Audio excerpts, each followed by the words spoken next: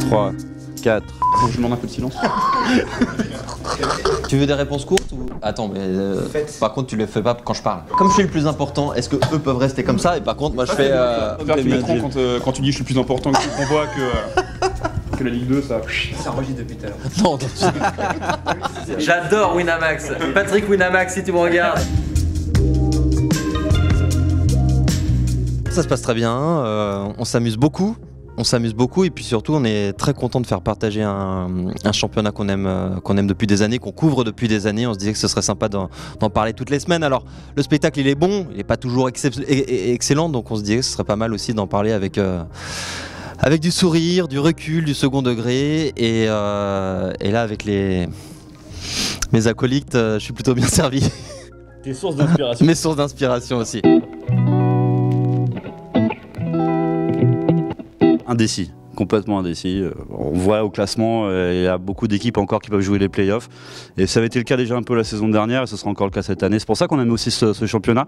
C'est parce qu'on ne sait pas jusqu'à la fin ce qui peut se passer en fait. C'est vraiment ce qui nous intéresse. Je trouve que c'est passionnant parce que je trouve que la Ligue 2 est vraiment montée en gamme cette année.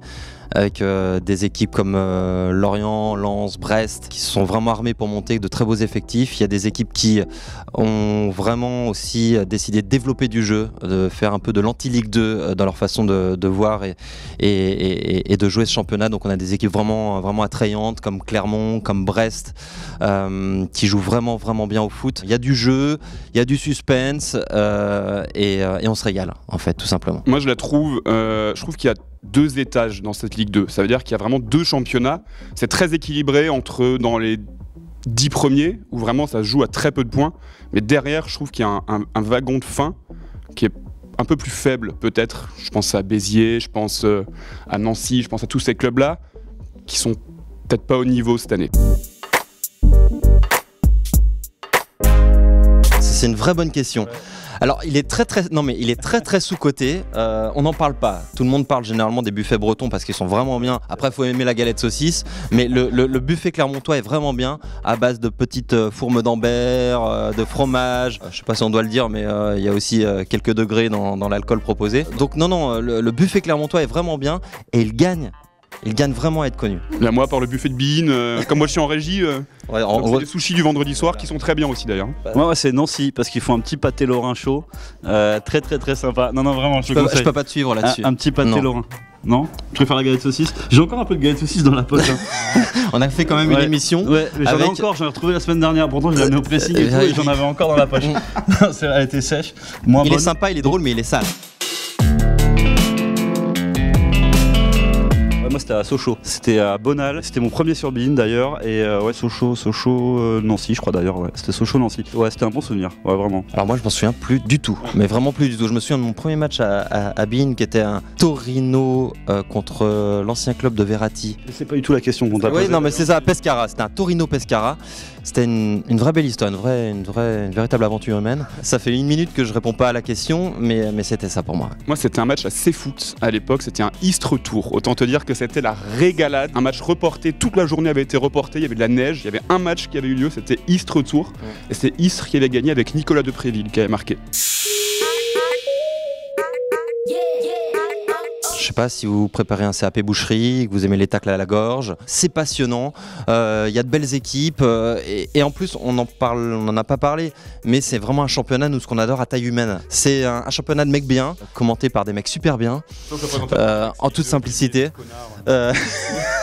Non, mais c'est un championnat qui est vraiment à taille humaine, qui est sympa, des pépites on l'a dit et ça fait un combo qui est vraiment cool. C'est vrai que quand on regarde les autres championnats, que ce soit de première division, quels que soient les pays, rapidement on a une vague idée quand même de qui va remporter ce championnat assez rapidement dans la saison et là c'est vrai que vraiment jusqu'à la fin on ne sait pas, il peut encore se passer plein de choses, on voit que Clermont par exemple, on voit pas pourquoi Clermont serait pas dans le top 5 et finalement peut-être qu'à la fin de saison ils seront 10e, ce serait dur mais voilà, tout peut arriver, il y a absolument tout qui peut arriver dans ce championnat, il n'y a pas de vérité et c'est ça que je trouve absolument génial.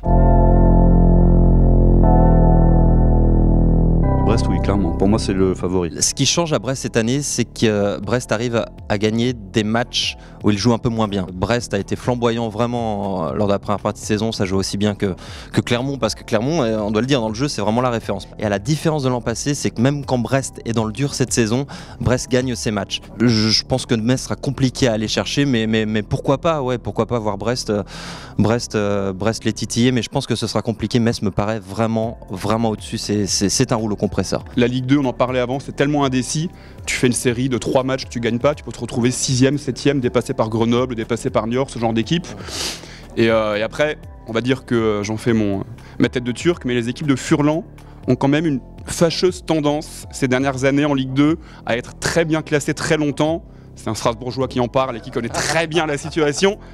Et derrière à finir 4e, 5e. Donc avant la 38e journée, la 90e minute, je ne mettrai pas Brest dans les deux, quoi. Claude Maurice, c'est clairement le jeune joueur pour moi le plus pas le talentueux, parce qu'on va voir, c'est des jeunes joueurs, on va pas trop anticiper, d'autres vont peut-être se révéler sur le tard. Claude Maurice porte clairement l'attaque de Lorient depuis le début de la saison. Pierre-Yves Hamel a un petit coup de moins bien en ce moment, c'est Claude Maurice qui rattrape les coups, il l'a montré ce week-end, il sait tout faire, c'est un super joueur tout simplement, Claude Maurice. Il y a Charbonnier que je trouve gigantesque, et Pierre-Yves Hamel que je trouve très bon aussi, je trouve que c'est un peu son année aujourd'hui, même si Pierre-Yves Hamel, j'aime bien. Voilà, il y a beaucoup de joueurs que je trouve très forts. Il y a Mancini aussi, que je trouve vraiment très bon. Tony Mauricio l'an prochain sera en Ligue 1, le joueur de Valenciennes qui a un manieur de ballon dans les petits espaces qui est incroyable. À Clermont, il y a Pereira Lage. Honora, oui. Voilà, Clermont a un petit 2-3 petites pépites là, Honora qui jouera à Saint-Étienne l'an prochain.